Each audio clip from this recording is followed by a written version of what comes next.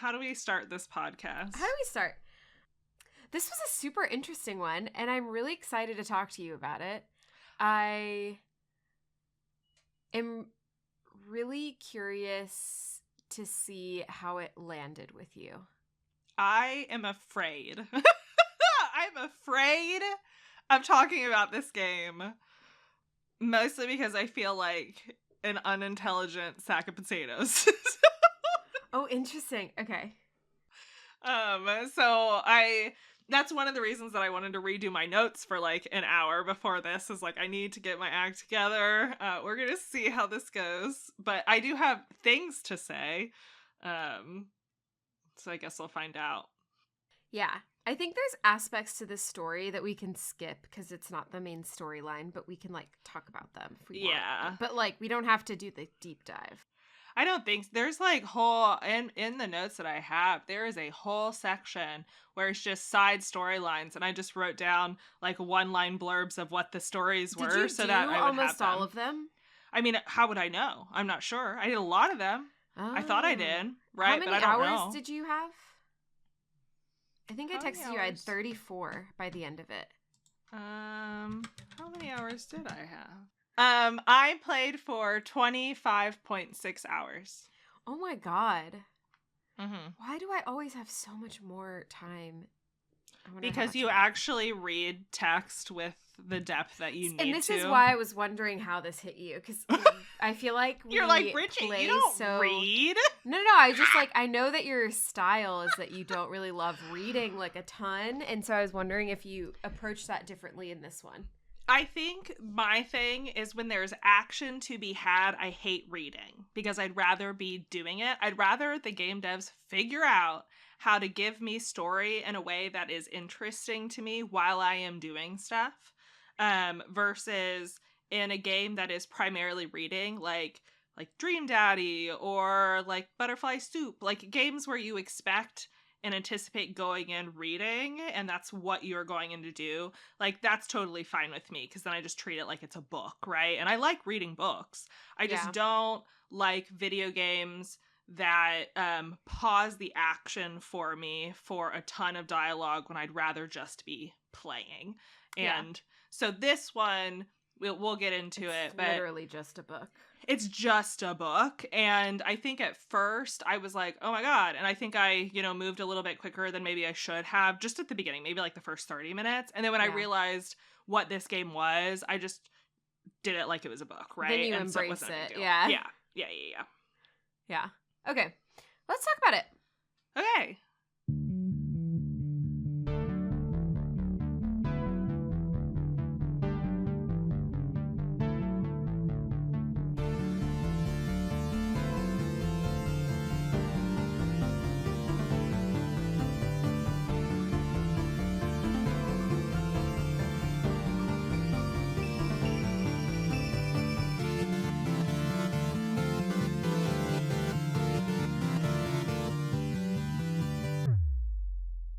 Hi, I'm Bridget.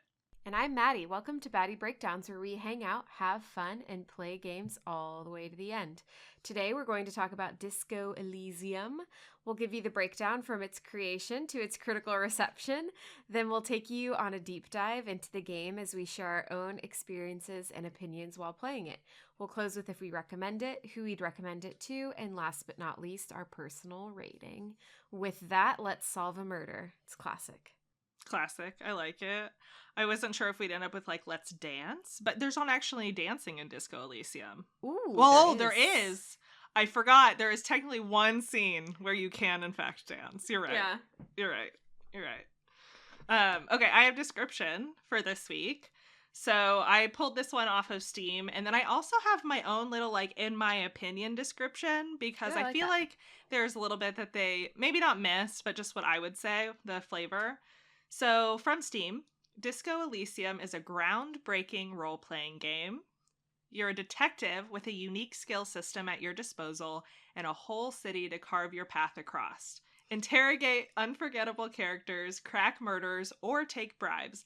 Become a hero or an absolute disaster of a human being. So that's their description, which I think, it's not wrong. Like, it's not a bad description.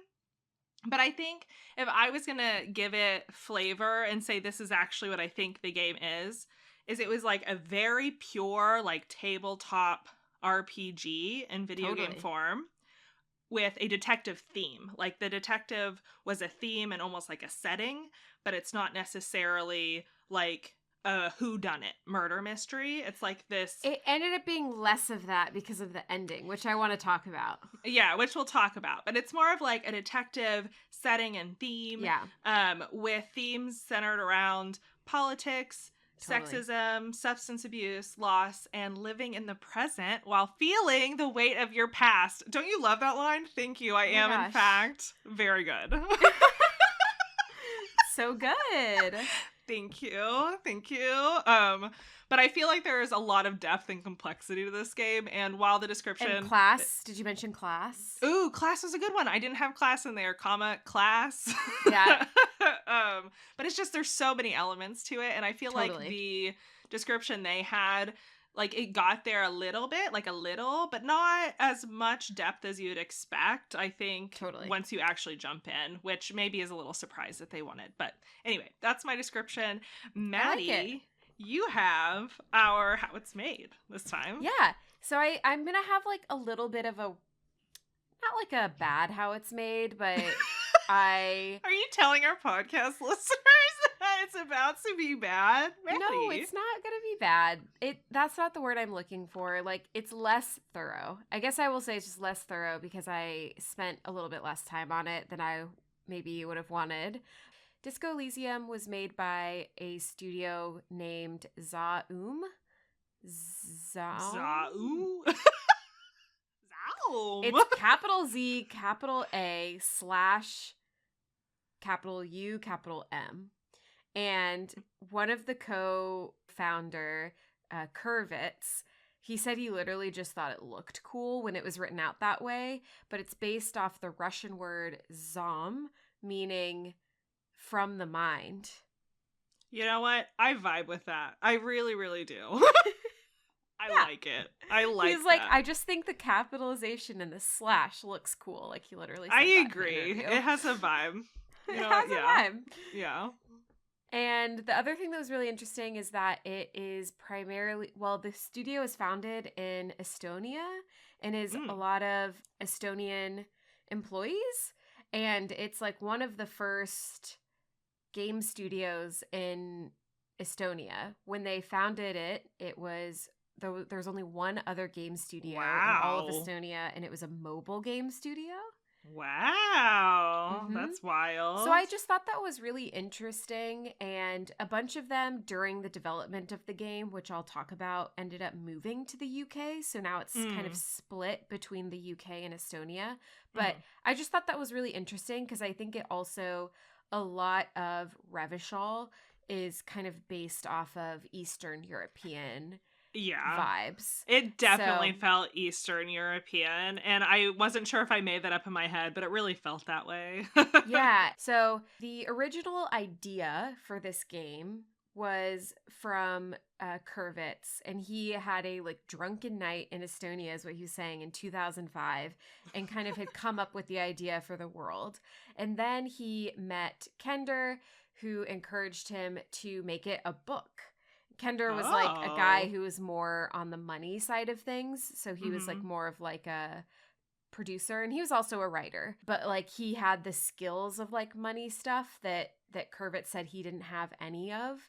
And and Kender was like, hey, you should make this a book. It's really cool. And so he worked with the artist Alexander Rostov, who is the art director for this game. But he worked with him to make a book about this world, and they published the book set in this world with the art. Wait, there's an actual book that we could all go out and buy today, or no? Yeah. Oh, yeah.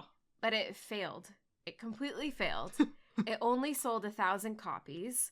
It did really badly, and he got super depressed. Kurvitz got really depressed and kind of fell into alcoholism for 3 years. And then after that 3 years, he kind of crawled himself out of that hole, and he saw that Kender was in the same spot with alcoholism and was like, I'm going to help my friend get out of alcoholism.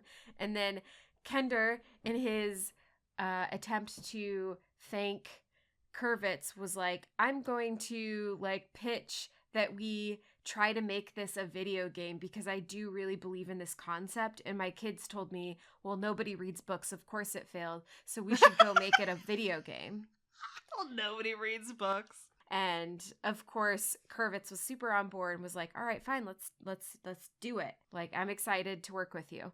And so they got Rostov back in the mix to do the art again. And then they started building up this small studio. And they had a really clear vision statement for how to turn this setting and kind of the story that they had into a game. And it was D&D meets 70s cop show in fantastical realism setting with swords, guns, motor cars, isometric. It's like keyword soup. Video game keyword It kind soup. of is. Literally, he's like writing it. It's like I pasted exactly what he had written. Isometric, RPG, modern advancement on the legendary planetscape and Baldur's Gate, massive reactive story, poverty-stricken ghetto. There we go. You know what? They had a vision, and I think they did it. They had the vision, yeah. And it hit all of those things. It did. It did, in fact. Yes. They are very goal-oriented, and they did a great job. They are very goal-oriented. Yeah. And it was actually interesting because they said one of the hardest things about creating their studio was finding the right talent. Because, like I said, it wasn't a place that had a ton of talent in the tech space at the time. And so once they kind of got all of their employees, they ended up with a pretty big team. It was 35 in-house employees. How did they pay? Was the guy rich? Like, how did they get 35 employees? They had an investor that they got, and then Kender sold his Ferrari to pay for it. You know what a good friend. Yeah. So Kender was a writer, and he had always had like dreams of being like a famous writer. And he had bought a Ferrari because he had dreams of like driving around like a Ferrari when he was like a famous writer. And then he what a dream. I know. And it kind of is like sad though. Do you know what I mean? I'm just imagining the thought process of like, I want to be the guy driving a Ferrari as a famous writer, and then you start with the Ferrari instead of the writing. Well, and he was a writer. He just wasn't a famous writer. I guess that's fair. You gotta like dream it, right? It's that positive affirmation, that visualization, and he just took it to the next level. He just bought the Ferrari. To the next level. Yeah. So he so he had also sold a Ferrari to help pay for it. But that's how they got the initial funding. And then once they had a concept, they secured some additional funding in the middle of development. Oh, okay. But one of the interesting things is that of the 35 in-house employees, 10 of them were writers. So like a third of the staff were writers, which makes a ton of sense for this world, right? Like, yeah, it does. It's just wild to me that it would be that many. That's very cool. So much writing. Yeah. Yeah. So the other thing is that in the middle of development, when they secured the additional funding, that's when they were able to fund getting a soundtrack from a British band called Sea Power, who did all of the music. And then when they visited Sea Power in the UK, they ended up really loving it. And that's when half of the staff moved to UK. So it was really like in the middle of the actual development. In the middle of development, because they visited the band and they were like, hey, I like this place. So that's kind of why their studios like split. When you said that, I didn't know how it was going to end up, and that wasn't what I anticipated. That's why I thought it was interesting that like half of them ended up moving to the UK in the middle of development and really liked the UK. And then they said it was also fortuitous because Estonia didn't really have voice actors. And voice acting was a super important piece of this game. And the original game that came out in 2019 didn't have the extent of the voice acting that the final cut that I think we played. Yeah, I played the final cut. I played Final Cut, which came out in not that much later, like 2021, I think. Oh, okay. So it was, but it did have voice acting in the original one. the original one had voice acting, but it was like select lines and the rest was text, whereas the final cut, almost everything is voice acted.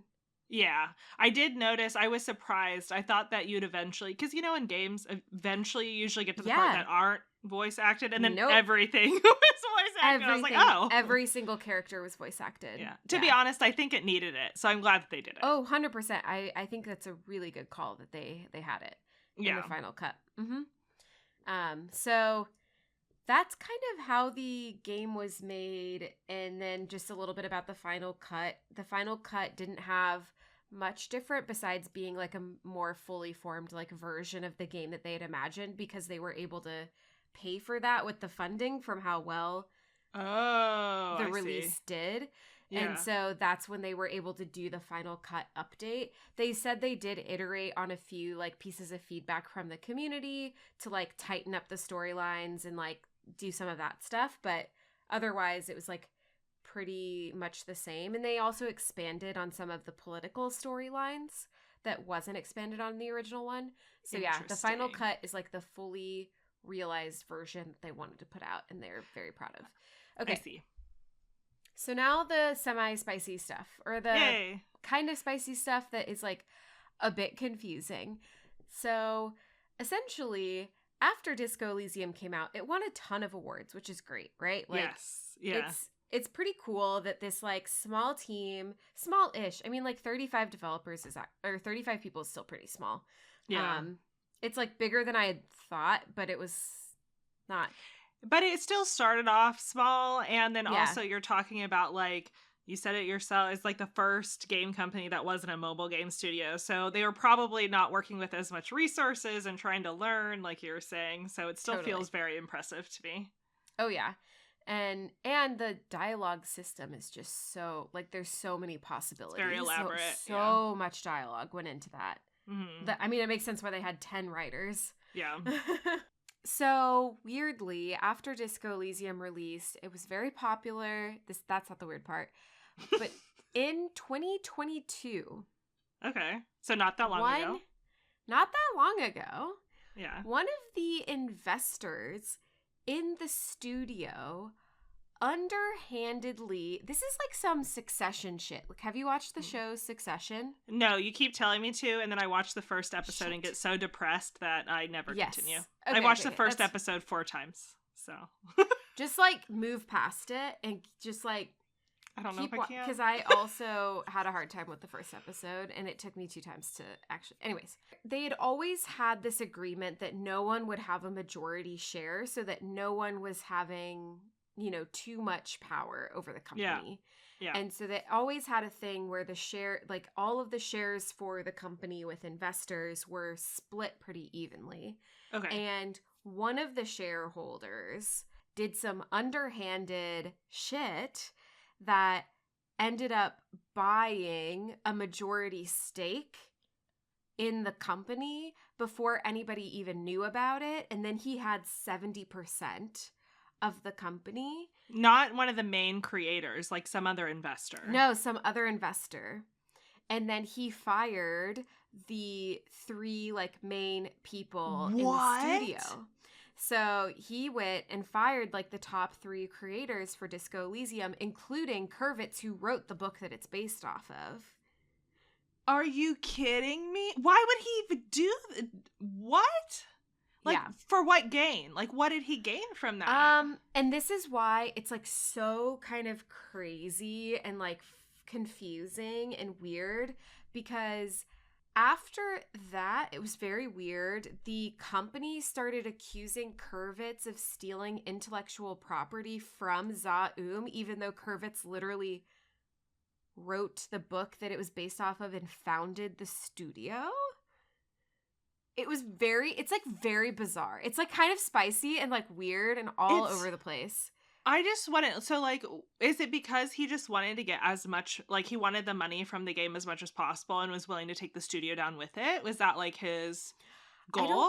I don't know what the goal of this, like, I don't know what the goal of this investor was, to be honest. And then, of course, he said that he fired them because they were slacking off, quote unquote.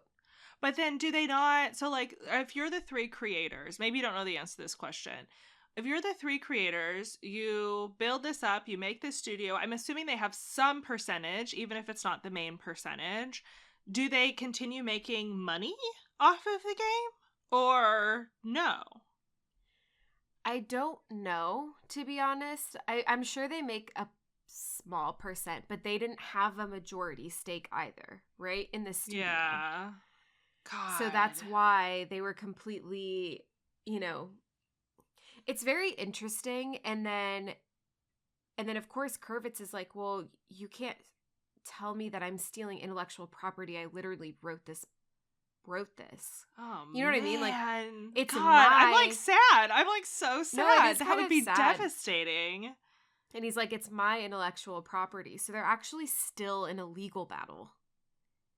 Oh, and so there was like, God. after the success of Disco Elysium, everybody was riding this high, and they had even announced like a show being made for Disco Elysium back in like 2021. And they had announced Disco Elysium 2, and they were starting to work on it, and everybody was feeling really good. And then all of a sudden this investor like did this like weird underhanded buyout thing and then fired like the top 3 people. And then now they're stuck in this legal battle over this IP. So actually nothing is getting made now. Disco Elysium 2 can't be made because the company doesn't actually have the rights either. They're fighting over it. That is, you know what? I just want to know what is up with that dude, because that dude, like, what is up with him? Please, God. Like, I mean, it has to be money. Money is really the only answer. But I can't imagine, like, what's the phrase? Like, shooting the horse in the foot, whatever. I don't know. I can't remember. But it's like, you got a cash cow, and you've decided, instead of letting the cash cow continue to produce milk in the form of television shows and additional sequels, you're going to instead just murder the cow. Like, you're just gonna murder the cow. Like, I don't understand.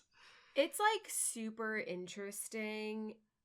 And the investor that did this had also been like previously convicted of fraud. God. And so it was really interesting to read this. It's very sad. It's really devastating. sad. I'm devastated for that group. It's very sad. And then also the employees of the studio are like feeling in the middle of it. Because what do? Like, do you risk quit your livelihood and stick with the old guys, or do you just try to exist in the, you know what I mean? I feel like, maybe I'm wrong because I don't know Estonia. So, like, I could be very, very, very ignorant right now. But I feel like the creative talent is the talent that you follow and the talent that you invest in. You don't invest in, like, a no-name nobody who just happened to have some money. And so you would think that the 3 would bebop on out, make Disco Elysium 2 with a different name and a different world, quote unquote, but like close enough, the same vibes, right? Nobody owns the IP to Eastern European whatever. So like do that and then just do it again, just with a different name. And I know that sucks and they shouldn't have to do that. And I know that Disco Elysium 2 would obviously get better sales than whatever new thing is. But it feels like there would be options for them to be able to do more of what they want even without the name. I don't know. Crazy. God, that sucks. See, that's the vibe I got, because in critical reception, when I talk about it, most of the negatives were literally just saying don't buy it because the creators don't get any money. Like, literally, that's all what the negative reviews were. And so that's why I was like, I think this is going to be a spicy one, but I didn't know what it was. But that's wild. No, and so that's why people are like, I think like some people are like, I don't want to buy this game because I don't want to support the like investor that did this. Yeah. Ugh, God, and here I am sucks. accidentally buying it twice. And you bought it twice, Maddie. Damn it. Well, I think I bought mine on sale years ago. I bought mine on sale for and sure. it was years ago. Yeah. Like, I feel like I probably bought it before 2022. So maybe they did get money from that. Yeah. whatever. It's interesting. So I wish I would have had the time to like delve into the Reddit threads on it, because there's like tons of Reddit threads about this drama. And so I bet I would get like a better understanding of what's happening. But essentially it's stuck in this just legal battle. Ugh, legal battle. Yeah. So sad. Well, why don't we go to jump into critical reception? Maybe if we learn, I'm a little interested. Maybe I'll try and do some more reading just for myself, and maybe we can come back and chat in an on-topic, off-topic sometime if we learn more. But that's super interesting. That was a good how it's made, Maddie. It was good. That was great. Thank you. Yeah, it wasn't bad. Thank you. Okay, critical reception. You kind of mentioned it a little bit, but this game did get a lot of awards, which is awesome. Yeah. It was nominated in 4 categories in Game of the Year, if I remember right, like the Game of the Year awards. Best Narrative, Best Role-Playing Game, Best Indie Game, and Fresh Indie Game. So 4 categories. Best Narrative and Best RPG, I'm sure, are very large categories. Yeah. And they won all 4, which is kind of wild. Whoa, good for them. They won all 4. So definitely like hit out of the park. Awesome. The ratings that I found, now see, this is funny. And again, it relates so much to what you're saying. And I have all this clarity that when I was writing this, I was like, this is really weird. Like it had 10 out of 10 on IGN and 89% on Metacritic, but then it was only very positive on Steam. And I thought that was weird because I was like, I have heard so many good things. I thought it would be overwhelmingly positive, and then it wasn't. And I'm like, oh, is this a game that has not mixed? Interesting. But, like I was surprised. Mm-hmm. And so I go and I start reading, and all of the positive ones are ones that I'd expect, right? Like the writing is beautiful, the strength of the writing, the complexity of the writing. A lot of people really enjoyed the visual style and how like unique it was and how it was portrayed. The negatives, I was like, okay, now I gotta go find them.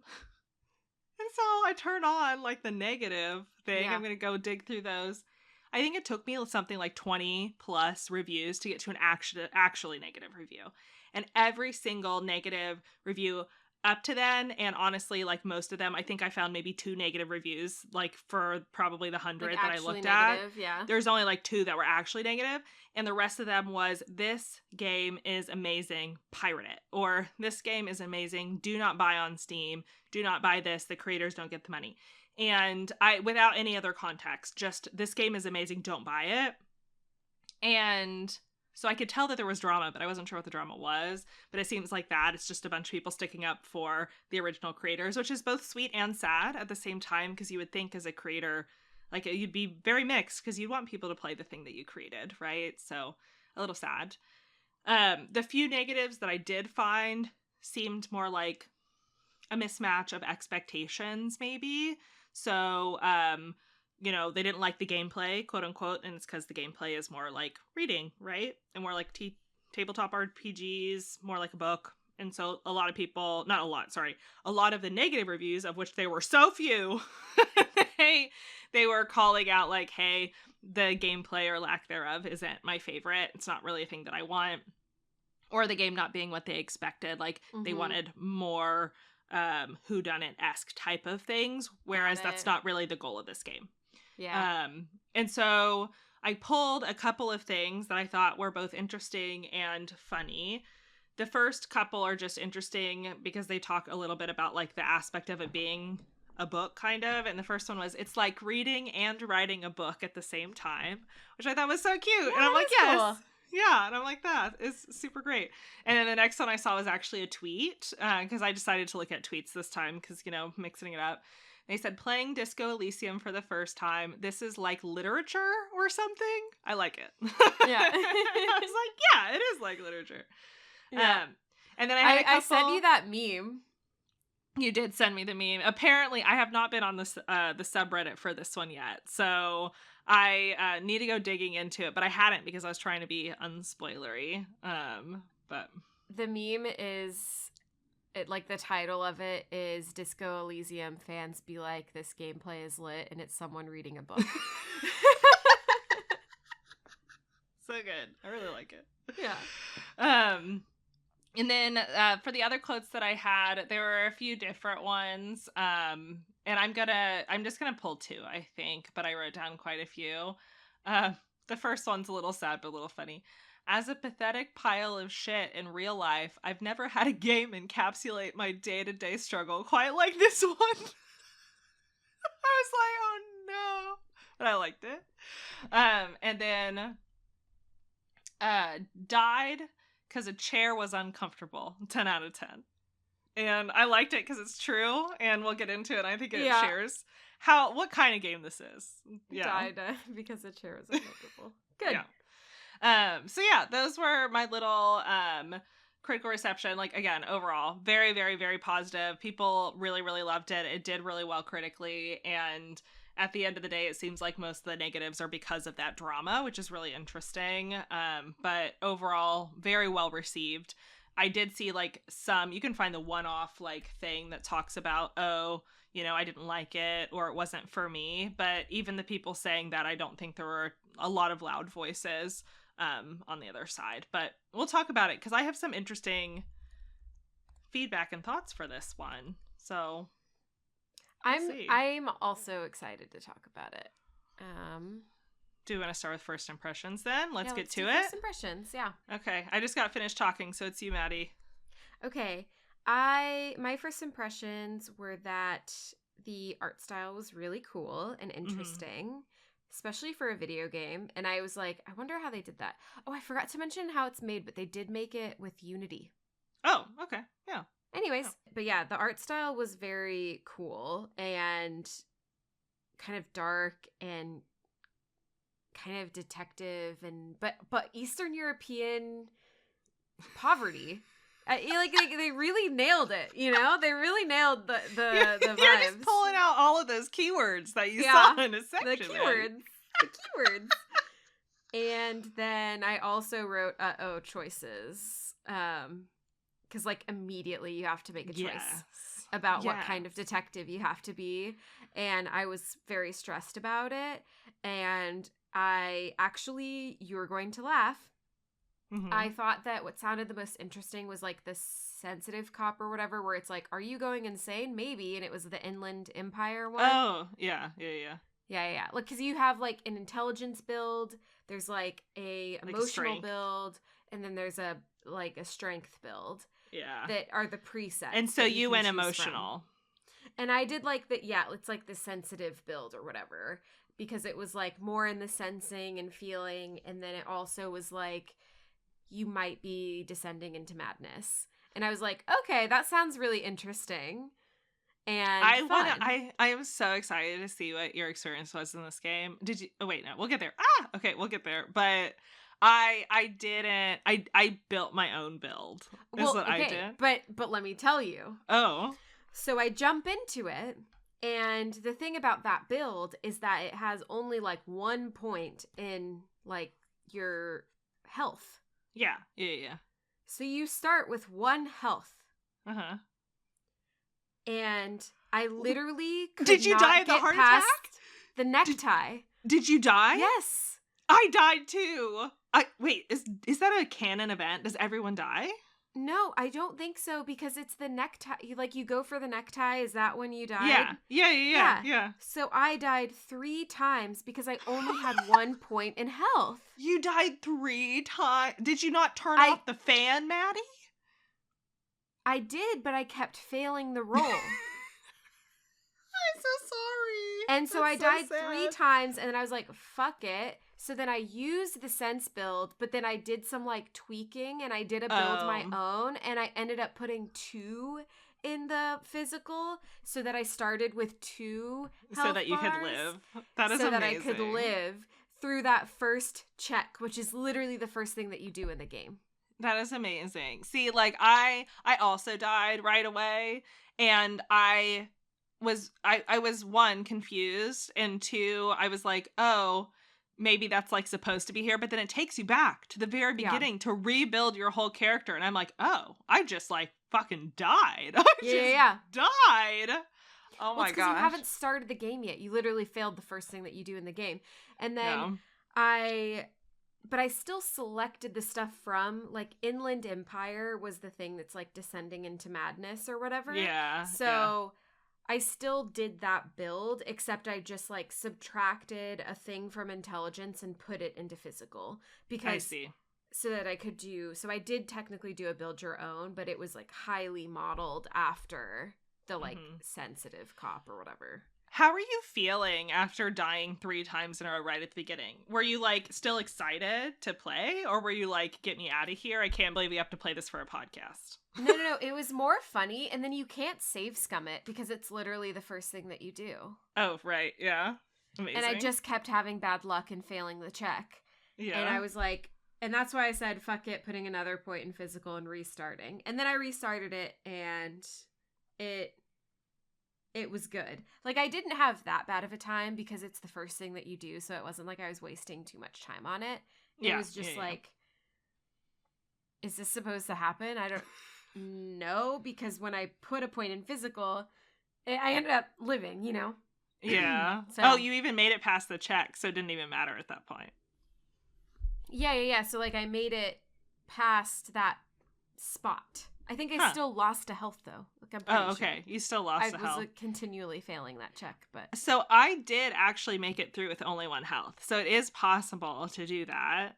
But I was just an idiot, and I did build your own. I don't feel like I should have done that. I feel like I probably should have picked one of the other ones because I knew that the way I wanted to play, I wanted to be a little emotional and a little smart, and I really could give a crap about, like, the 4 physical categories. Yeah, like the physical and, like, the motor whatever. Motor skills, yeah. Yeah, the motor skills. And so I was like, I could give a crap about that. Like, in every RPG I play, I'm usually just, like, a little archer, so it doesn't matter. Yeah. So I was like, yeah, I'll just, like, instead of picking intelligence or emotional, I'm going to just do a little bit of both and then toss the physical traits. Yeah. So I had almost none of those. And going into it, like, I did die the first time, but I managed to make it through the second time. So I did, luckily. This game is a lot more physical than you would think. And it's a lot. Yes, I spent the entire game upgrading those other 2 skills. I never upgraded intellect or psyche once. I only did it for the other ones. And it was actually, like, I was kind of disappointed a little bit that I couldn't totally ignore those things. And maybe you could. Maybe there's a different way to play that I didn't do that, but... yeah, it turns out that I made bad choices. That's fine. Yeah. How was your first impressions? So I was similar. A lot of analysis paralysis, which is why I ended up building my own. I am always a little wary when I get sent at the very beginning of pretty much any RPG and it says, tell me what character you're going to be. And in this game, like, at least in other games, a lot of the times the skills are pretty transparent, like lock picking, stealth, you know, like, I know what that's going to be. But in this, like, I mean, you use the word Inland Empire. I honestly, until you described it again, I was like, oh, right, that's what that is. I did not remember. Like, so many of the skills I just didn't understand. And the names for them and, like, the shortening of them weren't ones that I was used to. Like, they used FYS for physique. And I was like, what in the world is even that? You know? And so there was a lot of piece in there where I was just like, I don't know what I'm doing. Spirit, decorp, or whatever for the... Exactly. So what is it still? Oh wait, no, that one's the cop knowledge. Cop knowledge. Yeah, but, like, there's so much of it that I'm just like, I don't know what this does. So savoir faire or whatever. Yeah. Well, you know what savoir faire is. I don't know if I know what that is. Why do I care? I've got some street savoir faire. No. Ooh, no. Oliver, you never watched the little kitty cat Oliver movie? Did you have a childhood, Maddie? I don't think I did. Are you kidding? It was so good. Why do I worry? Okay, I like your song, though. It's really good. It's based off of Oliver Twist. So it's like a little kitty cat that gets left behind in a little sad box. No, I feel like I learned new words while playing this game. You definitely learned. Well, I had a lot of encyclopedia as a skill, so I learned a lot this game. Yeah. But yeah, so anyway, that was my first impressions. I also will add on an additional note that I thought the voice acting right away, I was like, ooh, creepy, trippy, fun. Like, it was Yeah. very cool. And you know me, I try to go in with as little knowledge as possible. So I actually didn't know that this was TTRPG-esque. Like, I just knew that it was detective-y and really good at story. And I didn't know what that meant. So I wasn't anticipating that. And then all the voice acting, I wasn't anticipating either. So I really thought that it kind of caught me by surprise, which was fun. I liked it. Yeah. So one of the things that's interesting is the voice actor for the narration, and then all of the personalities is the same person. What? Yeah, Really? so like all of the different personalities, like all of the inner, like his voice and then all of like the inner voices are all the same voice actor. So he did the bulk of the voice acting. That's really fun. I'm going to have to go listen to him again to see if I know. I did not notice that at all. Because the voices are creepy. They're like...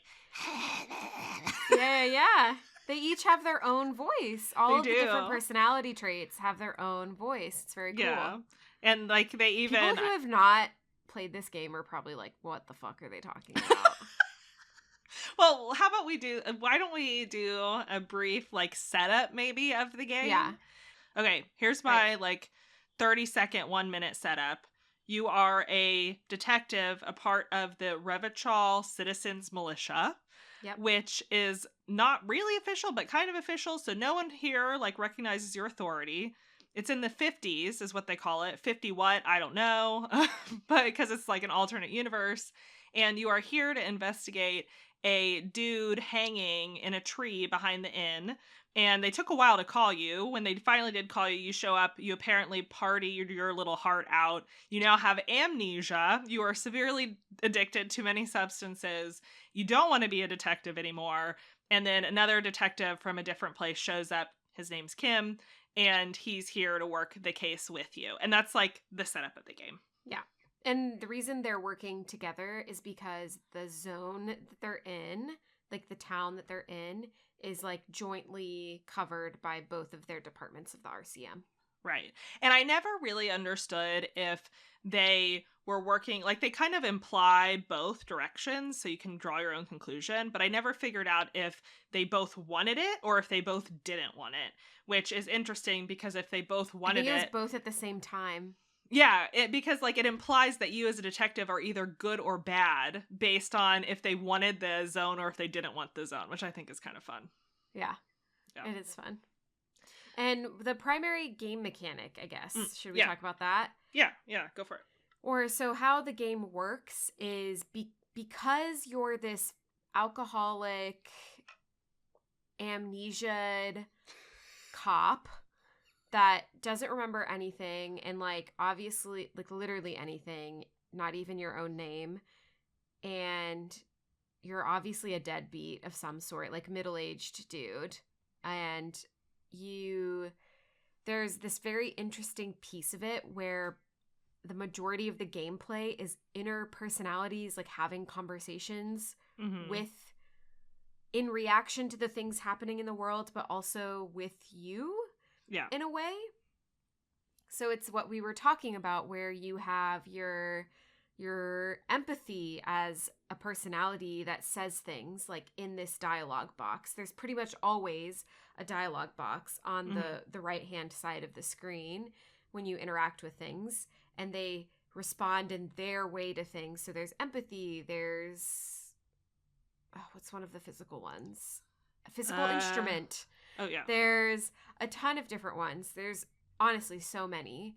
And they all are different aspects of a personality that make up this character and this cop. Yep. And the like primary way that they interact with you is through skill checks. So it's very skill checky dice roll-esque type of thing. D&D. Yes. Yeah. And so you'll get like visual calculus : like success or failed. And then you'll get a text prompt. And that's how they talk to you, and you'll get different information depending on that success or failure, which sometimes is very important. Yeah.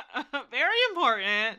And then sometimes my assumption, this could be wrong, but if like I had really high visual calculus, which was the one that I really wanted, and for folks that's like you could look at something and then visualize what had happened there. Yeah. And I wanted to see that because I was like, that seems cool.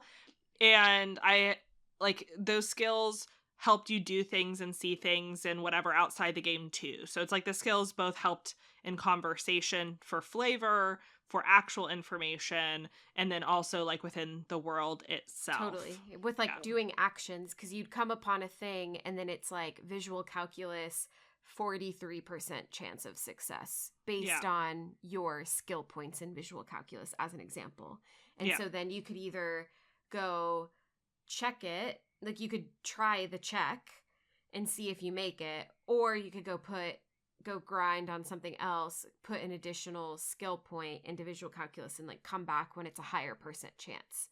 Yeah. And that's kind of the thing that you're doing throughout the whole game is like, do I have enough points in this skill to like pass this check? Yeah. Yeah. And then you can gain points by leveling up. You can gain points by putting on clothes, which they did do the thing which I love, which when you put on the clothes, it actually changes what your character looks like. So that was good. I'm really happy that they did that. And then they also had like these internalized thoughts. Mm-hmm. And those were very mixed bag, like really good things, but also usually with a little bit of a downside. And they took time to be able to internalize where you would like maybe have -1 hand-eye coordination while you were thinking about this thing until you actually internalized it. Yeah, that was a really fun aspect of like the skill tree being, there was the points that you put into the different character traits to pass the checks, but then separately you had this skill tree like thing that was your character internalizing thoughts, which and is some such of the thoughts were so dumb and I loved it. No, but it's great. It's like it's such an interesting concept because it's like sometimes you gotta like sit with something and think about it before you like fully realize it. So there's like an example of one that comes up early in the game is your own name or whatever, or your own birthday or whatever. And he's like, I gotta think on this one for a bit. And so then you think about it for 8 hours of in-game time. So not real life time, but in-game time to figure out how old you are, right? Like that's an example of an internalized thought. And I just thought that was so clever. And I'd never seen that before as a way to do skill trees. And it ranged, like these thoughts ranged so much. And it was dependent upon people that you were talking to and ideas that you would run into in the game, like in real life, which was so interesting. Like, for example, one of the characters starts talking about a bunch of racist bullshit and you can internalize the racist idea. Yeah, right? You can. God. Yeah. That's an option because you just heard this dude spout off some bullshit race science. And now your character is like, oh, maybe I should think on that. You know? Yeah. It's so interesting. It's such a cool way to approach, like... Yeah. Yeah. I totally agree. And I also think that it was a really fun opportunity for like humor, like off-color humor. Like I thought that was really fun. Like the advanced racism one I think is a good example of that. I was like, that is hilarious. And the other one that I really, really appreciated was you spend this whole game like getting into doors with different checks. Yes. And then eventually you find a door and you try to get in and they're like, you're just never going to be able to get into this door. And you're like, I get into doors. That's what I do. I'm a detective. And then you can internalize the thought about like, why can't I open this door? I always open doors. Do I not open doors anymore? I don't know. It's so funny. It was so good. The other one that I loved was the homosexual underground. Did you ever run into that one? I don't think I ran into that one. What's that one? Okay. So, do you remember the guy that's like smoking on the balcony? Yeah. And you know how your character kind of likes him? Yeah, I could get a vibe. Yeah. So, I guess if you like get enough of a vibe, because like there's like a whole joke where Kim is like, you can ask him, there's a dialogue path where you're like, but I want to hear about you. And I don't know if you noticed that with that character. I don't think I did. I mean, it's possible I didn't get the option because like maybe I didn't have the social skills that I needed, but Okay. Yeah. So it was really interesting. Like one of the paths that you can take with that character is like, okay, yeah, whatever the case, maybe you witnessed something, but I want to hear more about you. And And then afterwards, you talk to Kim, and he's like, and you're like, wow, I really liked that guy. And Kim is like, okay. You're like, I wonder why I liked that guy so much. And then Homosexual Underground pops up. I love that. That's and then you funny. think about your sexuality for 10 hours. And then at the end, it's like, why the fuck are you thinking about your sexuality for 10 hours? Literally no resolution. It's amazing. It's incredible. It takes longer than 10 hours to understand. Yeah. It's so good. I love that. But I was like very excited for that one in particular. Yeah. I think too, and that this is kind of like it all ties it together, but like all of the dialogue was so, in my opinion, and I'm curious if you have the same one, but it did feel very themed and tailored to whatever I was doing at the time. So like the choices I made did really feel like they mattered. I ended up being like another piece of the mechanic is similar to like the thoughts that you can internalize. It'll just tell you every once in a while that you like have a certain political ideology or you are behaving like a certain kind of cop. And I ended up being sad cop and art cop at the same time. Did you do sad and art cop? Sorry cop. Oh, sorry cop. Yes, sorry cop and art cop is the one. Yes. Oh, and I was sorry cop and superstar cop. Oh, superstar cop is cute. I got that prompt, but I didn't take it because I was having fun being art cop. Yeah. Sorry cop was sad because it was just like you said, I'm sorry so many times. They're like, okay, buddy, that's very like unappealing. Like have some authority. But like they used every single like mechanic for it to be like a little delightful, a little fun, and then it changes the dialogue options and the way that it's framed to you. Like when I was art cop, I actually got like lines to just talk about art and artistic theory and like things that like it was just really fun. And I got to create this fun graffiti on the wall and I got to be all whatever about it. I did do the graffiti. Yeah, it's fun. It was just like all of the different, you would think with such limited gameplay that you would end up in a place where it's just like pressing A all the time, but it was actually very engaging and they had so many elements that tied together that even though the mechanics themselves feel very straightforward, they were very elaborate at the same time. So elaborate. Yeah. I was talking to, it was funny because as I was playing this, I was telling DK, I was like, I really like this game. This game is so interesting and it's so engaging, but literally I'm just reading. And you know what I mean? Like, I'm literally just reading, but I'm really liking it. Like, it's super good. It's really fun. It's really engaging. And so we both kind of talked about the cop thing and the ideology thing. I wanted to ask you how you approached it, because I think on a first playthrough, like, my gut instinct on a first playthrough of a game like this is, like, I want to be a good guy. Oh, yeah. And, like, I don't know if you were like, yeah, I want to be a good guy and I want to do, like, the good thing and I want to solve it and I want to be good. And so that was one of my main things that I was trying to do is I was trying to make everything better and I was trying to be the good guy. And I think that's why I ended up being sorry cop, because as you start, I mean, the first thing that you find out is that you, like, threw someone's beloved taxidermy bird to the ground and, like, broke it in your drunken rage. Yeah. And that's sad. You're like, sad. I'm sorry, I'm an asshole. I'm laughing, but it is sad. It is kind of funny.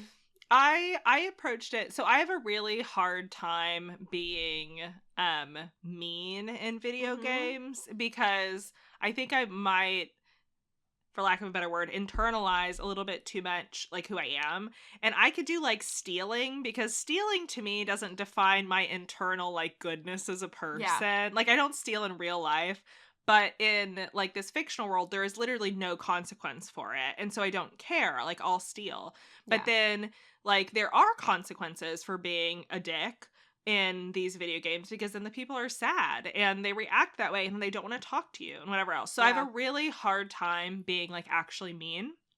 What I kind of approached it as was I was trying to be good. I did end up doing drugs, like, eventually through the game because I needed to. It was very important that I do drugs. And so I did, like, drink and do drugs, like, throughout the game. You didn't? No, not an ounce, not a single bit. I was like, I'm I'm clean, baby. Clean slate. I did that like half the time, and then I will admit it was an accident, but like okay, Maddie, I was in fact speed clicking through like one piece of dialogue, because it was the thing that we haven't touched upon is that this game is very political. Yes. And I don't really like that. That's not a thing that I want to do in my free time. It stresses me out. And when I say political, I mean like political science. Yes, political science, not like when the guys say like it had gay people in it. Like not that kind of political. No. It's like Karl Marx political theories. Yes. And different political theories of ways to like run government, and it's very detailed and like very rich. Yes. Yeah. And it has like a whole history that they build behind these different political philosophies. And half of the game is you working between these different people that have the different philosophies across like from communism to like they call it like traditionalism or whatever. And moralism, yeah. So they have like so much. Yeah. And I honestly didn't care. Like I'm just not interested in that kind of like theory. It's just not interesting to me because I have a really hard time knowing the right answer. Like I just don't know what the right answer is for a lot of the different stuff, and it stresses me out. Because I also know that political theory is way different than practice. Like it just turns out differently. And so it was just a really like, I don't know, whatever. I speed clicked through some of that stuff. Okay. I admit that I did it. And as I was speed clicking, it gave me some option at some point about like, whatever, I'll just do drugs instead. Like literally, I think that was the response. I can't remember what it was, but then I just clicked it. And then what happened, Maddie, is like in the game, you also have like, you know, your list of like threads that you should like follow up on and like the things you need to do. I now had an open task to go do drugs. And I was like, oh man, I'm either going to not be able to clear out my whole task list or I have to do drugs now. So I just did drugs. Incredible. So it was a very good reason. Did you do the drugs in front of Kim? No, I did not actually do. Well, I drank in front of him, but I don't know that I did the drugs in front of him. He probably was judgmental, or no? Yes, he still liked me at the end of the game. Okay. So I will say he still liked me. But he did like give me some sass at the end where he was like, you've kind of fallen off the horse, if I'm being really honest. Oh, that's funny. Yeah, so he was a little judgmental, but like, I wasn't mean to anybody. I approached it like I was pretty nice and normal. I did, in fact, do drugs. And I actively, like, I thought I was trying to be a real cop and a real detective. And if I was a citizen and a detective came up to me and started spouting off his ideologies politically either way, I would be really upset. I'd be like, this isn't your place. Like, you're here to help and save me.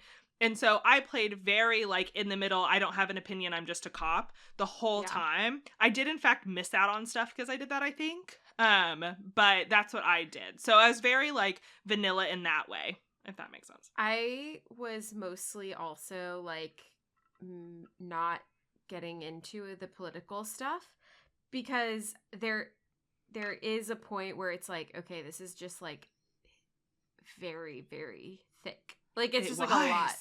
Dense. It was so dense. Yes. Yeah. Dense is the right word. And so I ended up being more centrist, but also socialist leaning in some conversations where I did end up being like more socialist when it was like workers need more power or whatever. Right. Yeah. And then it was funny because at the end it was like, when Kim was summarizing the personality, he was like, he contradicts himself because he's both not wanting to get into politics, but also is like for workers' rights or whatever. It was like very interesting, like the way that Kim had said it. Yeah. But it sounds like you played pretty nice the whole time.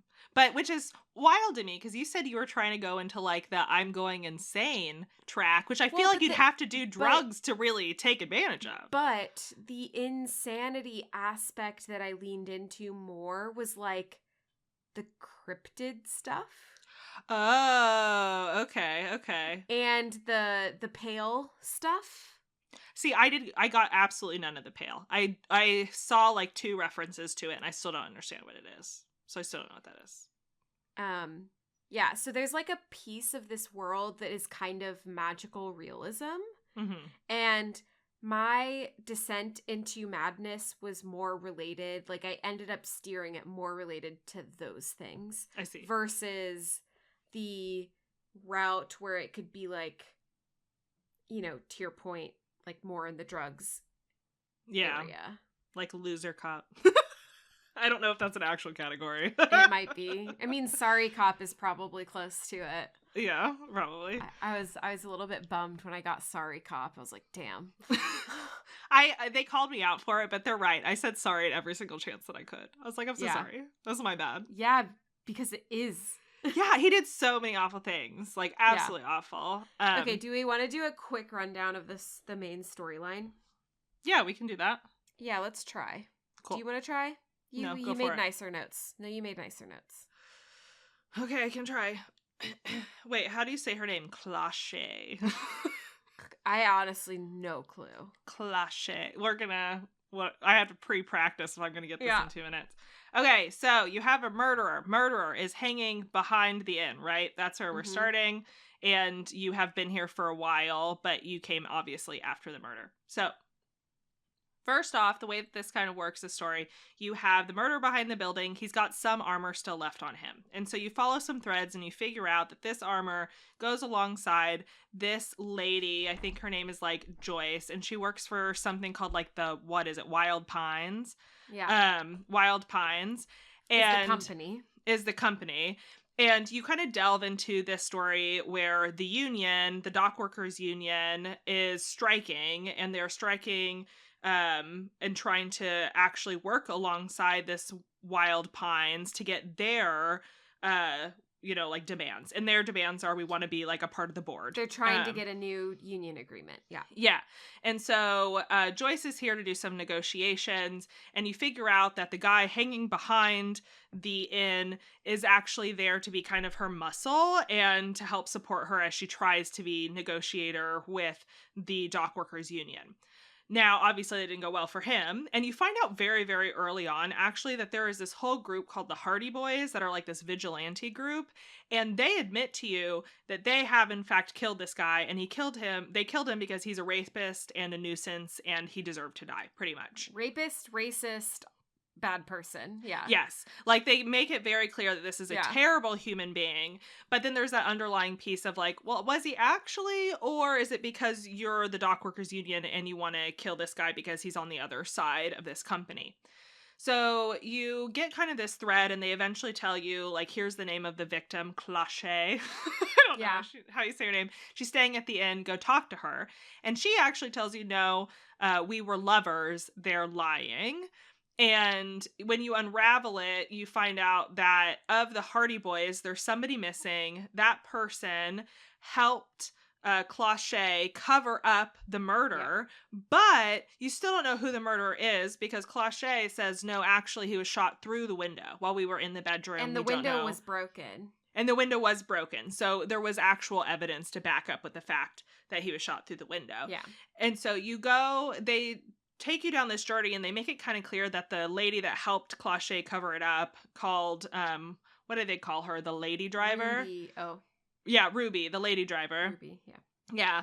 And so you eventually track her down, because she's been on the run. She like dipped town. So you go and you find her eventually, and she's like, no, I didn't do it, it wasn't me. And then I let her escape. I don't know if you arrested her, but I let her escape. And because I believed her, I was like, I believe that you didn't do it. I agree. And you come back, and it turns out that the two sides, the Wild Pines and the Dock Workers Union, are having a standoff. Many people die if you're me. Some other will get into this fight, I think, probably, because it's very interesting. And eventually you find out, after this big fight, that the only place that could have possibly shot this guy was this weird island with like old ruins on it. So you take a little boat out there, you find the giant cryptid, which was fun, and then you also find the murderer, which was just this old deserter guy who was jealous. He seemed very incel-y. He had like a crush on Clashe, and he was like an old deserter from the war and was just scoping him out and was jealous one day. So he was like, yeah, pop that guy off. And then it's done. That's the murder mystery. That's it. Yep.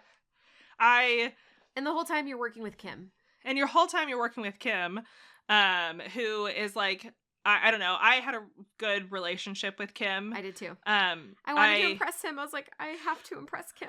I know. And like, I wanted to be nice to him because everyone was being really racist towards Kim also. Yeah. Like, all the traditionalists were super racist towards him. Yeah. But that's really the TLDR. And in my opinion, like, that story kind of like flutters through it and is kind of interesting, but it was never actually very eye-catching for me. I liked all the side stories a lot more than the main murder mystery, if I'm being really honest. Well, the main murder mystery was interesting to me until we got to the end because it felt so unsatisfying. So do you want to talk about that really quickly? Because let's do it. That was something where I actually was like, ooh, I feel like I'm putting pieces together, and I had theories throughout where I was like, okay, at first I thought Claude was the one that did it because she's being kind of blasé about it and kind of and she's got like a secret identity too, which suspicious. And the other thing that was kind of cool is this is when you learn that a successful check in your inner personalities does not mean that they're right. What? I don't think I I realized that with the Claude conversations. I mean, I might have played her conversation differently. I don't know. Oh, okay. So in those conversations, what ends up happening is Volition is like, dude, empathy and all of the other personalities they just want to have sex with her. And like, they're lying. Like, they're totally like, I didn't get that. Oh, interesting. And so this is where you learn that just because you get a successful check on something doesn't mean that they're correct. And then this ends up happening later on where if you get like a successful empathy check or something, and because they'll give you suggestions for like the dialogue that you pick sometimes. And so there was a point after that where they had made a suggestion and I clicked it. And it didn't work. And they were like, why were you listening to me? That's so fun. You know, I do vaguely remember getting a response one time that was something like, ooh, bad advice, my bad. But like, I guess in my head, I didn't like connect the dots of like, oh, they can just be wrong. I think in that line, I was just like, oh, haha, that's funny. And then I just assumed they were right still, which I guess is stupid, but that's fine. That's not stupid. It was very obvious with the Claude one because I think it was it's probably a sensing thing, right? Because I was maxed out on all of my sensing stuff. Yeah. And so it was like, I'm sensing like Claude's not telling me the full truth, and it's Volition. And Volition is like, I know that it's not the whole truth. And empathy and all of the other personalities, they're blinded by their like crush on her. Interesting. That's fun. No, I didn't get that. That's fun. Yeah. So, anyways, I felt like I was putting the pieces together. The other one that I had is like you meet this older, because you find out that the gun was like an older gun. Yeah. And so then it's like, okay, so you're looking for like antique gun murder weapons. And you would run into these older guys playing with like a ball in the park. And one of them, Renee, was this very like angry older man. Yeah. And he was talking about like how everyone else folded in the revolution and they should have been doing more. And so at one point I was also like, ooh, is it Renee? Like, is it going to be that guy? Yeah. And then at the end, just having it be this random dude that we hadn't met yet felt really unsatisfying because it wasn't you couldn't have solved that. No. And like I felt exactly the same way. I honestly like I saw kind of a little bit what they were trying to do. I feel like the person on that island was like who you could be in the future. And I feel like that's what the point they're trying to get across. Yeah. But that's one of the reasons why I say this isn't really like it was a detective setting, but not necessarily like a detective story or like a murder mystery story, is because the ending, the way that it was, obviously showed that they didn't want you to solve it. Like, these people were good enough at writing that if they wanted to figure out a way to make the other people work, I think they would have done that. Yeah. Like they did it on purpose, and that makes me feel very clearly that that's not the goal of this game. Yeah. And for me, that was very disappointing, but I had kind of lost interest in the story early because of the way that they set up the Hardy Boys. Because at the beginning, they're just like, we did it. Done. We did it. And I knew that there was going to be like more than just they did it. Yeah. But at the same time, that then felt like, oh, so it's just going to be centered around this group and what this group is doing. And so then everybody else, to me, I was like, they don't matter, maybe. Yeah. And so I don't like getting stuff that early, that straightforward, because they knew a lot of stuff and a lot of it backed it up, right? There were footprints with that many people there, like they obviously had something to do with it. And so I wasn't super like enthralled with that murder mystery. If anything, I was more enthralled with like one of the side stories where you find a dead body on a pier. Oh, and that one was good. It was very depressing, very good. But that one I was like, oh, a little thing that I have to track down. It was very short. But that one I was actually interested in, and then I kind of emotionally devastated at the way that all of it turned out. Whereas the main one, I had some hypotheses, they were dashed really early, and then the ending was unsatisfying. And so it just didn't, like, it doesn't hit me. From a murder mystery perspective. Yes, yeah, totally. From a murder mystery perspective. This is entirely from a murder and I completely mystery. Agree. Yes. And so, like, as people go into this game, I assume it's because I had no expectations and I thought this was a murder mystery game. And that's not really what it is. Yeah. Yeah. It's not. It's not. So so I thought the ending was a little bit, that's like the only thing that had me like, that murder mystery solve was not as good as I wanted it to be. Like I wanted to have met the character. Yeah. Before then. Yeah. I think. So do we want to talk maybe like favorite and least favorite parts, since there's so much to this game? Maybe we just do like a brief little thing about that. And that's good. I like that. Cool. Yeah.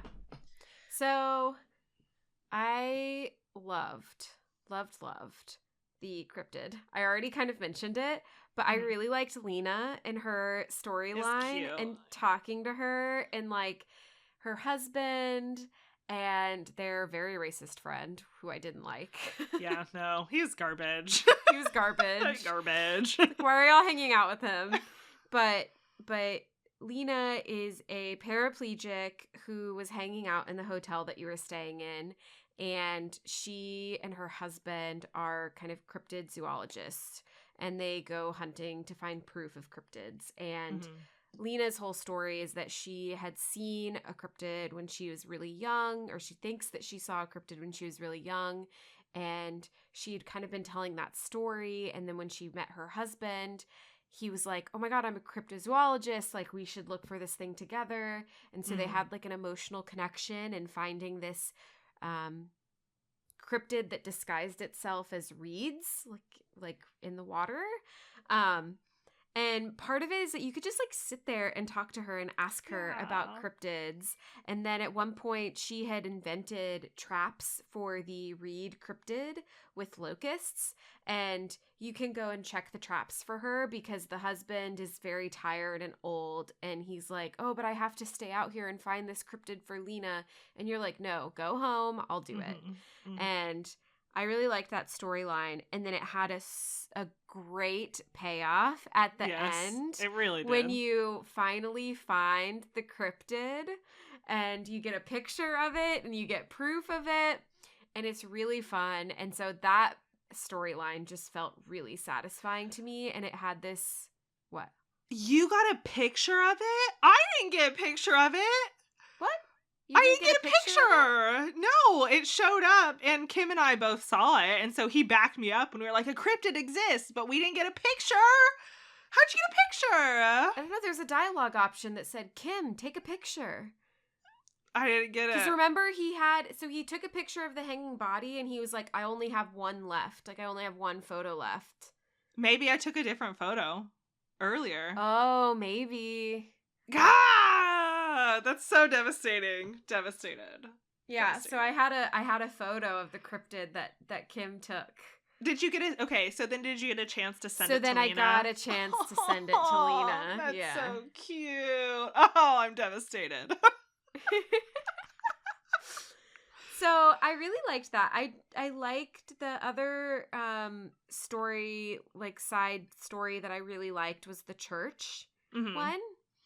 And the church one was a group of kids are like, we want to start a rave, and totally mega. I loved that guy, Egghead. Yeah, Egghead is amazing.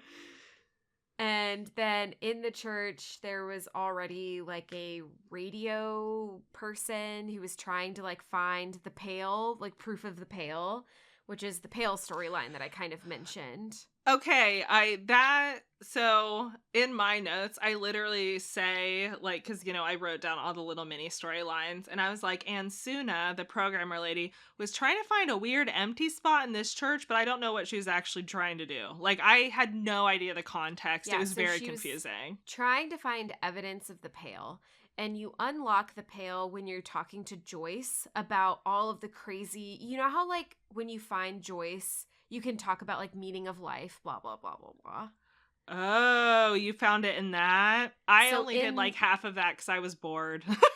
It was a lot. Yeah, it was a lot. I just went down the specific path that led me there. I didn't do all of the Joyce ones, but I went down the one that was like meaning of, because there was a task for it where it was like ask Lena about like life. Yeah. Ask a rich person. It was like ask a rich person about life or whatever.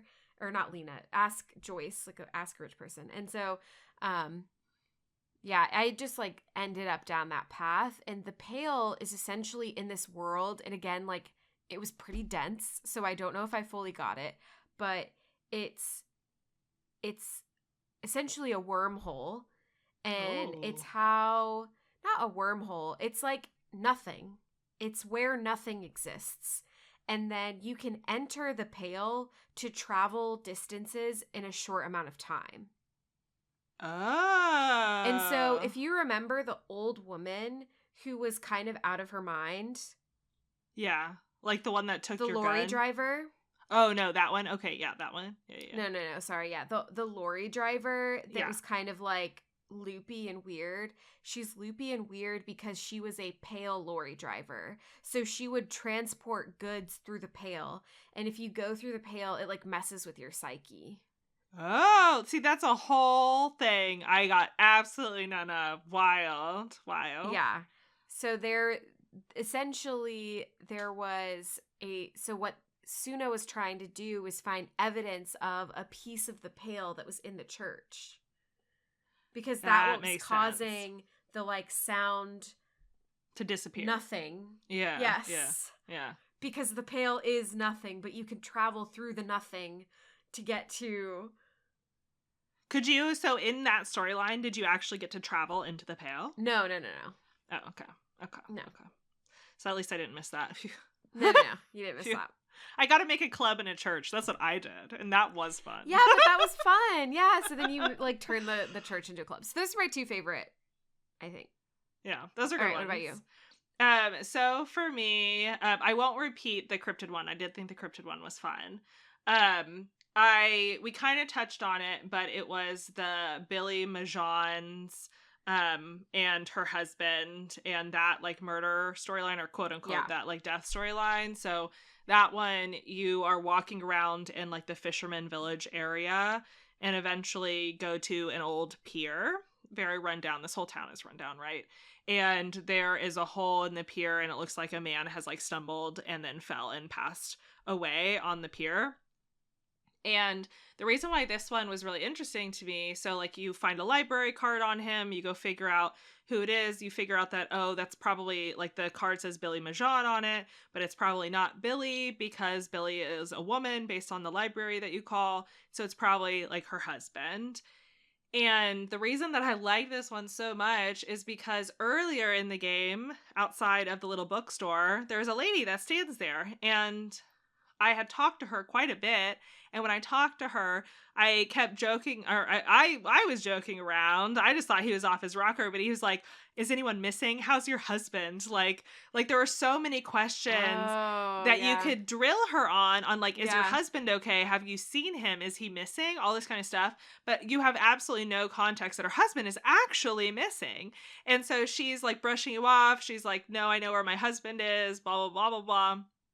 And so then when you go to Billy Majon to give her the news and say like, hey, it turns out that your husband was like super, super drunk and he fell, and like alcohol was definitely involved here. I'm so sorry. You open the door and then it's her. And I was just like, oh no. And I was like, her husband was missing and I tormented her for it. Cause like I didn't think it was tormenting. Like I didn't realize what was going on. And then you have like the little conversation with her and she's like, so like, she's sad, but she's also like, I could feel like maybe a little bit of relief. Like her husband apparently was like alcoholic and was out doing stuff all the time, but she was clearly like devastated at the same time.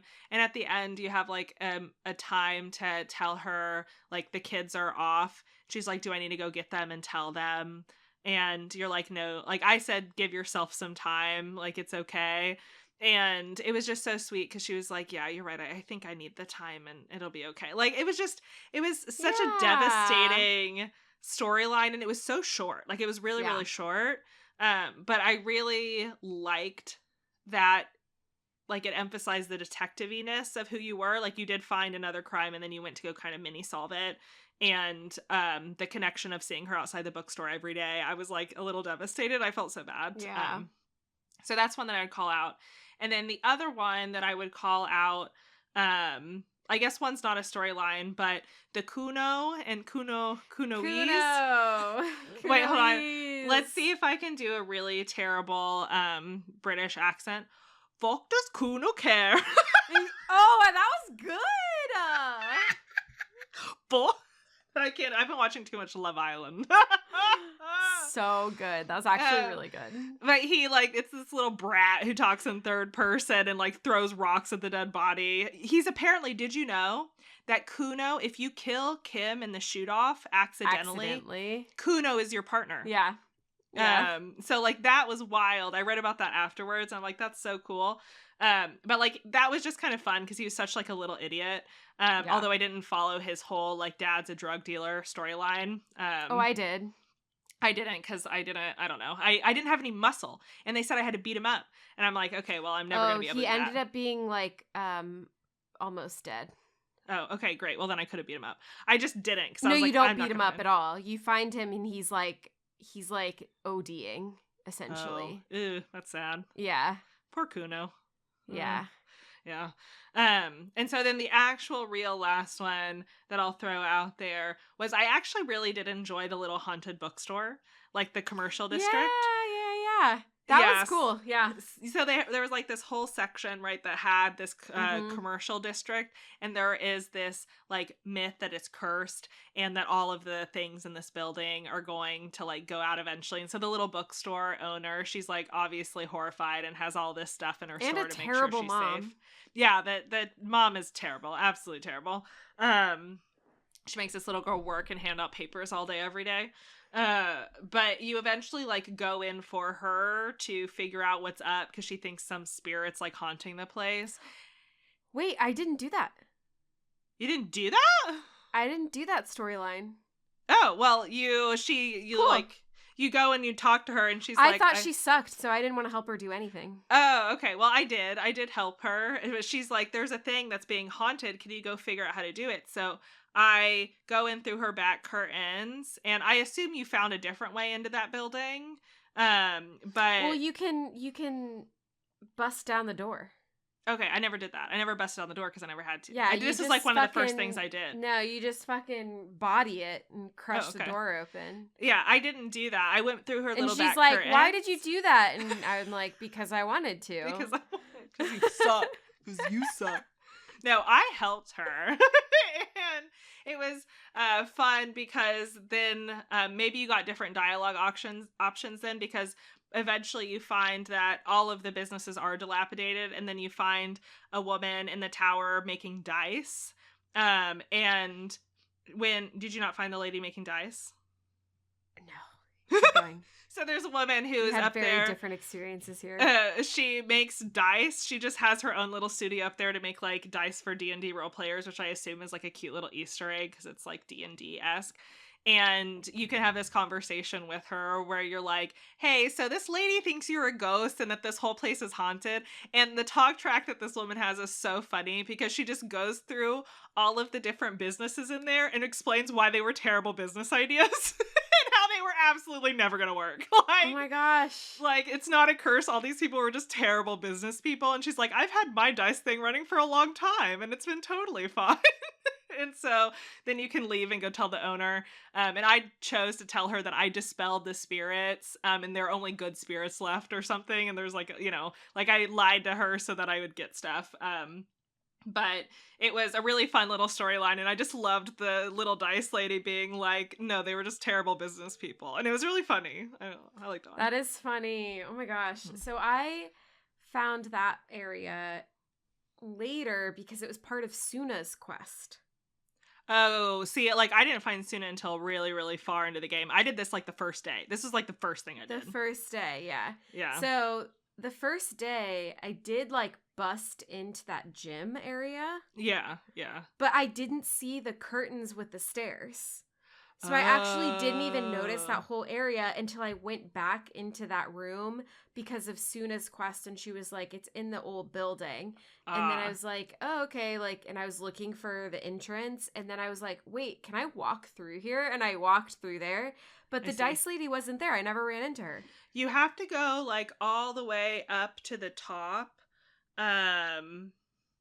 Did you go I to, didn't like... do that. So, the place that you bust into, there's like three levels to the building. There's like a lot of levels to the building, and there's one level that did you see the place that had Suna's other computer? Yeah. Okay, it's like a level above that. So like there's a place and in I there didn't that's go above that. Yeah. So there's like one more. Okay.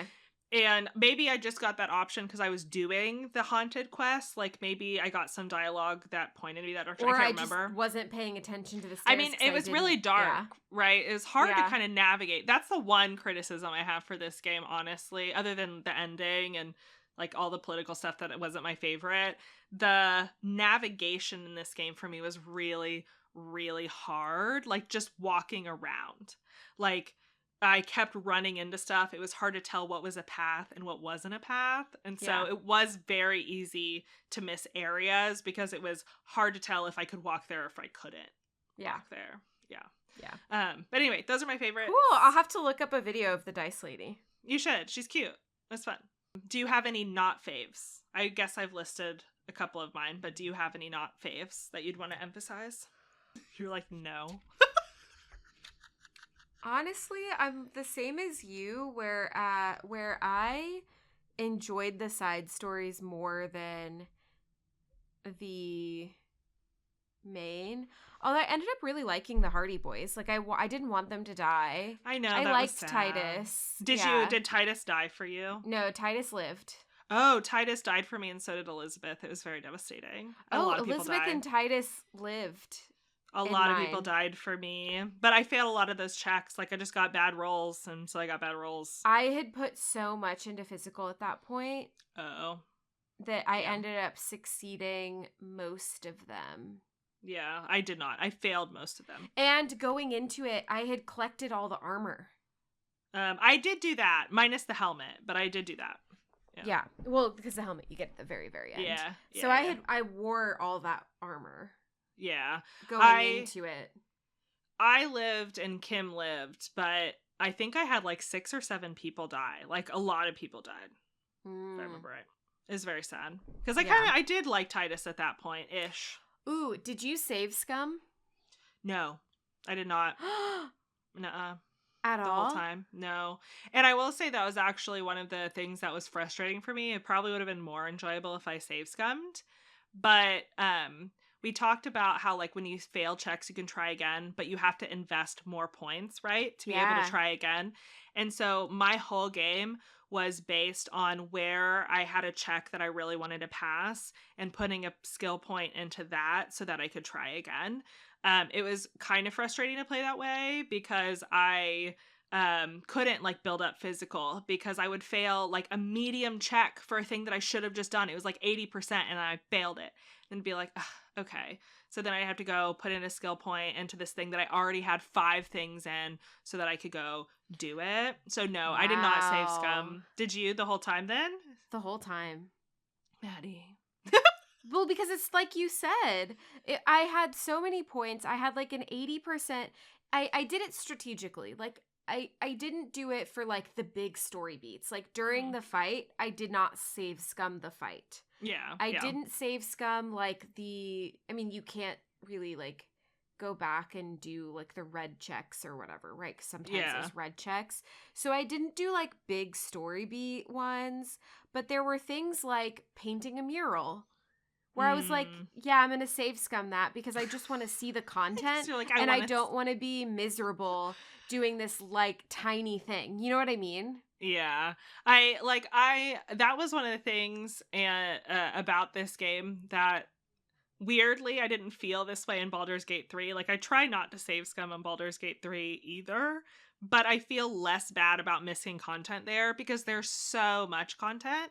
And in this, when we're doing like a murder mystery, I was like, if I miss this content, what if it's like a clue that changes the way that I see this game or the way that these storylines go? And so it's actually very stressful to not save scum and end up just like accepting defeat.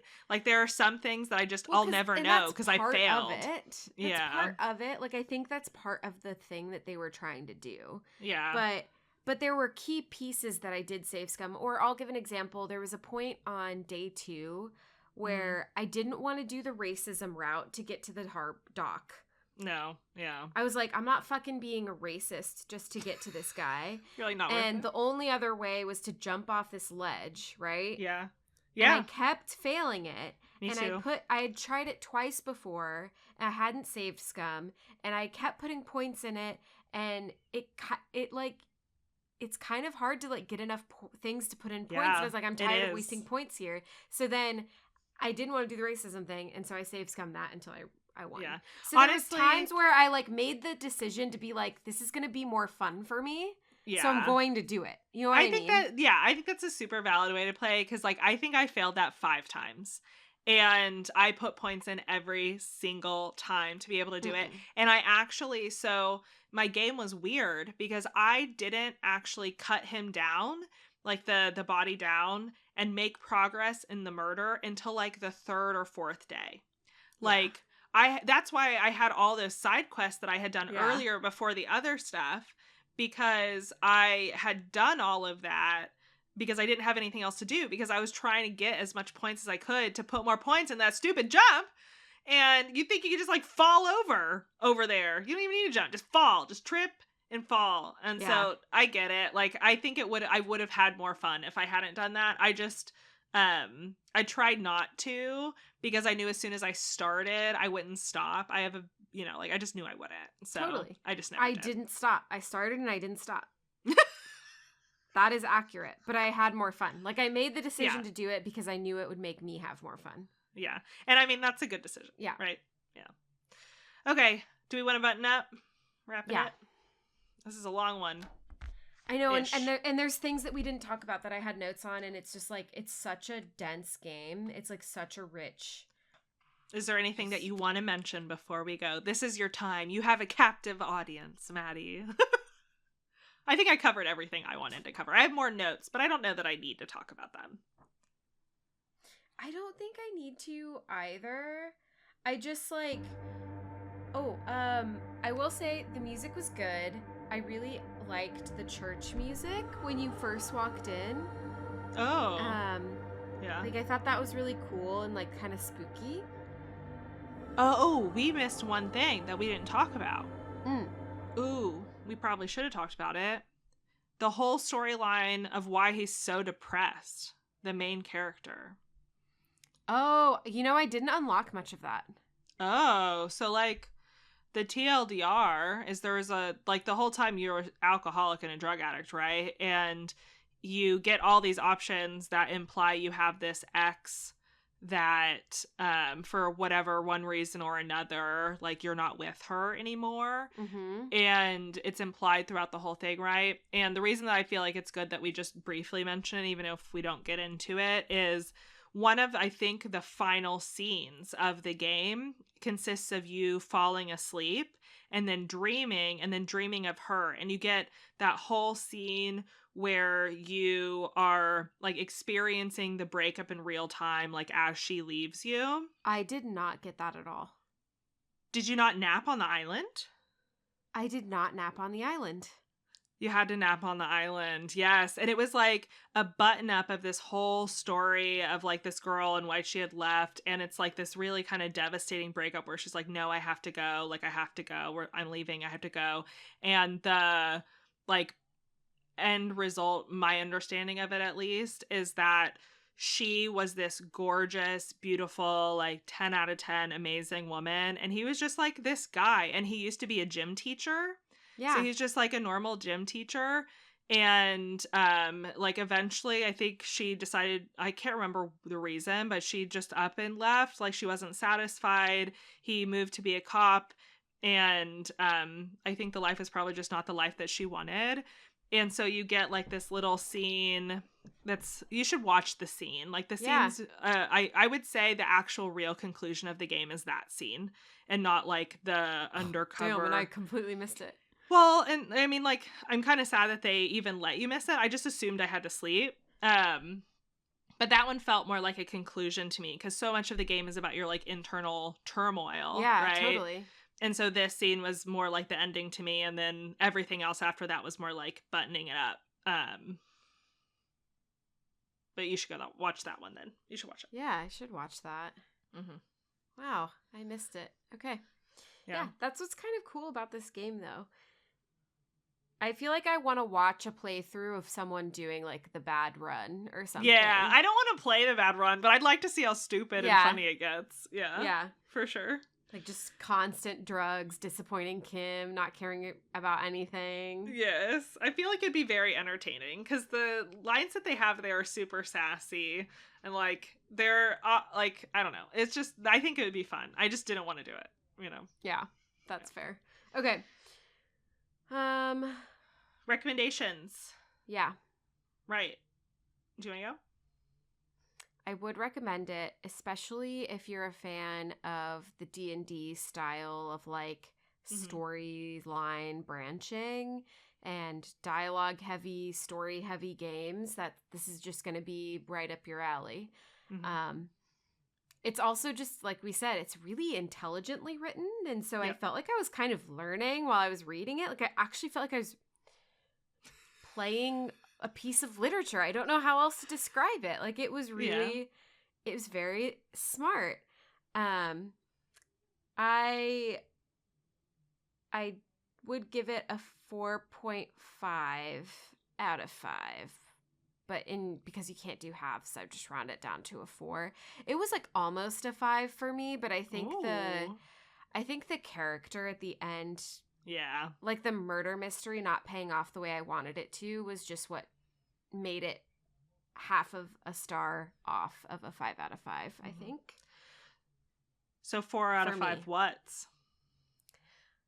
Cryptids. Okay, I'll accept that. The Reed cryptid. The phasmid, is that what it's called? Phasmid, yeah. Yeah. Cold de Mama Kakwa. The Cold de Mama Kakwa. Like, how the fuck do you say that thing? I don't know. It has voice acting. I'm sure somebody said it in the game. Yeah. Okay, so for me, +1, I would recommend this. I would say it's a very, very unique experience. And so that by itself was good, but you should go in with the expectation of like, I am reading a novel. Yeah. If you're going in with the expectation of like solving murder mysteries, or you're going in with whatever other reasons, I wouldn't do that. If you're telling your friends to go play it, I would just warn them that it is mostly reading. Like, I think that would help. But I would recommend it. I would recommend it for people who like that. And I would say, as somebody, I mean, we're saying this at the beginning of the episode, but as somebody who presses A, who spam clicks A through dialogue, I didn't find myself doing that in this for like 99% of the game. I did it through a couple political pieces because I was bored of that piece. Yeah.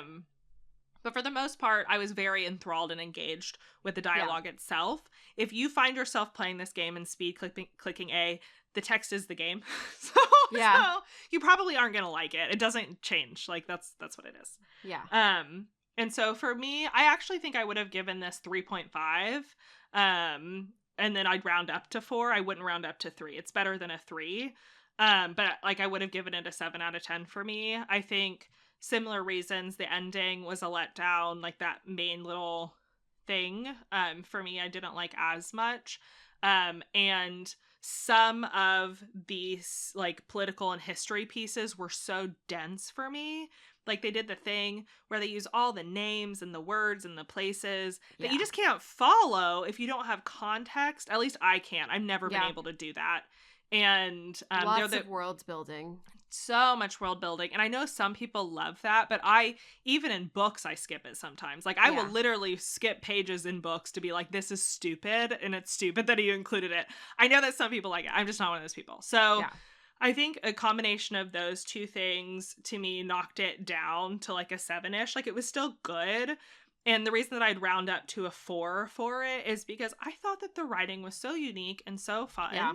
And the combination of all the different possibilities that you had, I thought was really, really interesting. Yeah. And it's also kind of fun to see a D&D genre that's not like fantasy. Fantasy. Yeah, exactly. High fantasy. Yeah. Seeing a D&D genre game being made for this detective theme was actually really interesting to see how they went about doing it. And I thought the mechanics that they developed in order to tell it and the way that they did was actually very well done. So for me, 4 out of 5. And I would say I wrote down "fuck the world" leather jackets, and then we didn't reference it at all throughout the thing. Those were great. They were so funny. That's what I'm saying. There's so many like good little storylines that there are, and I'm sure that like we found ones that we missed from each other's talking, so I'm sure there are ones that neither one of us saw either. So yeah, I guess high replayability in that case. Like there's probably a lot that you can do. Oh, did you open the container? Which container? With rhetoric. Which container? There's like a locked container. There's so many containers. Which container? There's one that's like you can try to unlock it with rhetoric.